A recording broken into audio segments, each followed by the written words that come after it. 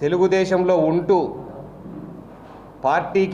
Party ఆదేశాలకు అనుగుణంగా లేకుండా పార్టీకి వ్యతిరేకంగా చేసిన వాళ్ళ మీద కూడా ఉపేక్షించేది లేదు.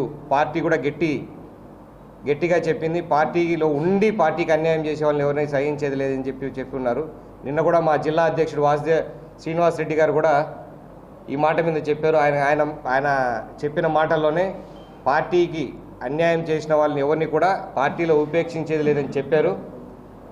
మా కాన్స్టిట్యున్సీలో కూడా కొన్ని అలాంటి పొరపాట్లు జరిగాయి. ముఖ్యంగా కోవటం గ్రామంలో మా పార్టీలో మొన్నటిదాకా వేరే కాన్స్టిట్యున్సీకి ఇన్ఛార్జిగా ఉన్న ఆయన కూడా వాళ్ళ నాన్న ఇద్దరు తెలుగుదేశంకి ఓట్లు వేయొద్దు అని బూతుల దగ్గర బయట కూర్చొని ప్రతి ఒక్కరిని భయపెడుతూ